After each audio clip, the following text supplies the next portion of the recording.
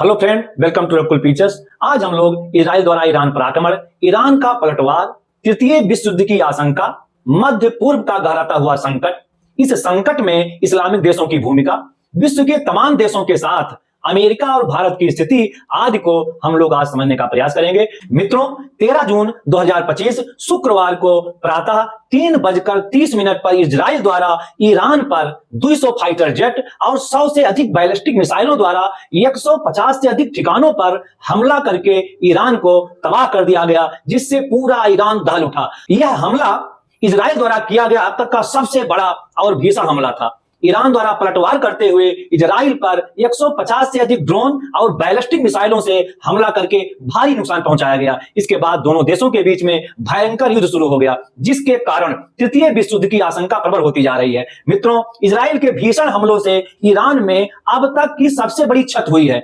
जिसमें 20 से अधिक सेना के टॉप कमांडर मारे गए, 14 से अधिक परमाणु वैज्ञानिक मारे गए, 400 से अधिक आम नागरिकों की हत्या हो गई और 1200 से अधिक नागरिक घायल हुए हैं। मित्रों, इजराइल द्वारा ऑपरेशन राइजिंग लायन के अंतर्गत ईरानी सेना IRGC अर्थात इस्लामिक रिवोल्यूशनरी गार्ड्स कॉर्प्स के 20 से अधिक टॉप कमांडरों को मार देने से ईरान की टॉप मिलिट्री लीडरशिप ही खत्म हो गई, जिसमें सेना के chief of staff Mohammad Bagheri, सेना के कमांडर इन चीफ हुसैन सलामी, सुप्रीम लीडर के वरिष्ठ सलाहकार अली शाम खानी, वायुसेना प्रमुख अमीर अली हजीजादेह और वायुसेना यूनिट कमांडर ताहिर पोर आदि मारे गए।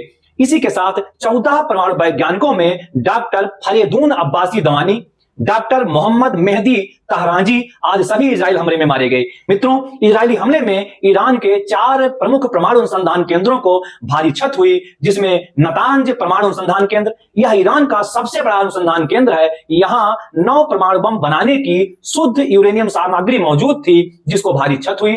तेहरान न्यूक्लियर रिसर्च सेंटर को भी भारी क्षति हुई। तेहरान में स्थित ईरानी सेना का ट्रेनिंग सेंटर, अनेक हथियार डिपो आदि को नष्ट कर दिया गया। इस्फहान परमाणु टेक्नोलॉजी सेंटर को भी नुकसान पहुंचाया गया। यहां पर स्थित सबसे बड़ा एयरबेस, हथियार बनाने वाली factory, air defence system, radar centre, drone depot आदि पर मिसाइल हमला करके नष्ट कर दिया गया। अवाक हैवी वाटर परमाणु अनुसंधान केंद्र पर हमला करके इसको तबाह कर दिया गया। इसी के साथ तबरीज मिलिट्री बेस, सबसे बड़ी refinery centre, missile production unit, drone production centre, Kermanshah, Lahijan आदि बड़े शहरों को नष्ट कर दिया गया। मेहराबाद एयरबेस, तेल एवं गैस आदि के प्लांट को मिसाइल हमला करके इजराइल द्वारा ध्वस्त कर दिया गया और ईरान को तबाह कर दिया गया।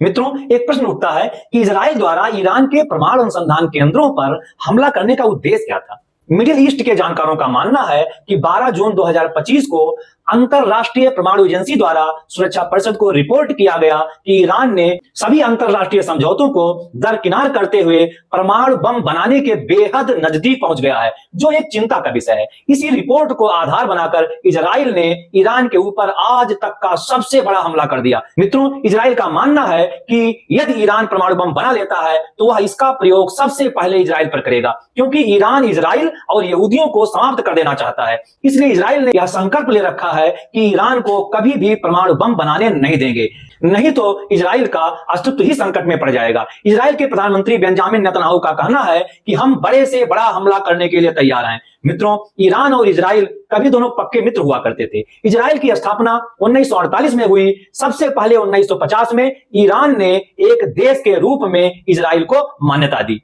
किंतु 1979 में ईरान में इस्लामिक क्रांति के साथ शाह रजा पहलवी की सत्ता आ गई। आयतुल्लाह अली खामेनी, जो वर्तमान में ईरान के सुप्रीम लीडर हैं, के नेतृत्व में एक कट्टरपंथी शिया इस्लामिक गणराज्य की स्थापना हुई, जिसने इजराइल को एक शैतान देश घोषित कर रखा है और कैंसर के समान मानता है। मित्रों, इजराइल का आरोप है कि मिडिल ईस्ट में एक देश के अस्तित्व के रूप में स्थापित और जिंदा रहने के लिए उसे 6 इस्लामिक दुश्मनों, हमास, सीरिया, यमन के हूती, हिजबुल्लाह, इराक और ईरान के शिया मिलिशिया आतंकवादियों एवं कट्टरपंथी संगठनों से हमेशा लड़ना पड़ता है। इन सभी को हथियारों और पैसों की फंडिंग ईरान द्वारा किया जाता है, जबकि ईरान इन आरोपों को पूर्णतः खंडन करता है और अपने परमाणु कार्यक्रम के उद्देश्यों को शांतिपूर्ण कार्यों में प्रयोग करने की बात करता है। मित्रों, यहां यह बता देना बहुत जरूरी है कि भारत ईरान और इजराइल दोनों देशों का सच्चा मित्र है। हम हमेशा एक मित्र की तरह दोनों देशों से अपील करते हैं कि आज का युग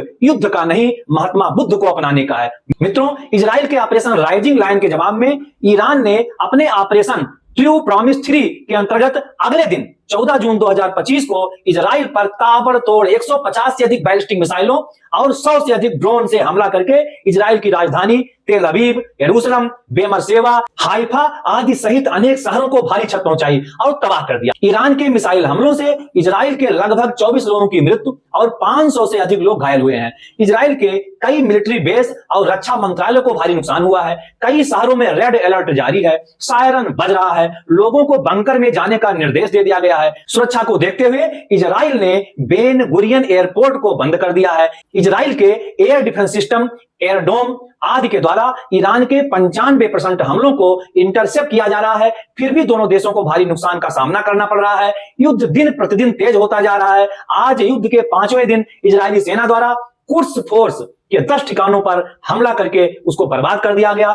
कुर्स फोर्स ईरानी सेना की एक शाखा है जो ईरान के बाहर सेना और खुफिया अभियान चलाती है। आज इजराइल द्वारा ईरानी सेना के नवनियुक्त सेना प्रमुख सैयद अब्दुल रहीम मौसावी को 5 दिन के अंदर ही मिसाइल हमला करके मार दिया गया। इसी प्रकार ईरानी खुफिया एजेंसी के चीफ मोहम्मद काजमी और डिप्टी चीफ हसन मौखिक सहित 3 अधिकारियों को हमला करके मार दिया गया। मित्रों, इजराइल की खुफिया एजेंसी मोसाद विश्व की सबसे खतरनाक एजेंसी मानी जाती है। इजराइल के इतने बड़े और सफल ऑपरेशन में उसकी भूमिका 8 से 10 महीने पूर्व ही शुरू हो जाती है। उसके द्वारा ईरान के अंदर खुफिया तरीके से ड्रोन और घातक हथियार छिपाकर सेना को हमले में सहयोग करना, टॉप कमांडरों, परमाणु वैज्ञानिकों और परमाणु ठिकानों आदि स्थानों का सटीक लोकेशन देना रहा। मित्रों, आइए हम लोग इजराइल और ईरान की सैन्य क्षमता को तुलनात्मक रूप से समझने का प्रयास करते हैं। जहां इजराइल के पास सक्रिय सैनिकों की संख्या 1,69,500 है, वहीं ईरान के पास 6,10,000 है।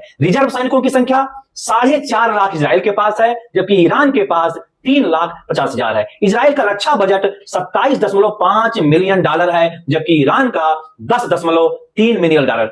इजराइल के पास फाइटर जेट की संख्या 345 है, जिसमें F-35, F-15 और F-16 शामिल हैं, जबकि ईरान के पास 312 है, इसमें F-14, MiG-29 और सुखोई 24 आदि हैं। आइए हम लोग हेलीकॉप्टरों की संख्या देख लें। इजराइल के पास हेलीकॉप्टरों की संख्या 47 है, वहीं ईरान के पास 57 है, जबकि ईरान के जो हेलीकॉप्टर है वो सभी लगभग पुराने हैं। इजराइल के पास सब मरीन की संख्या 5 है, ईरान के पास 17 है।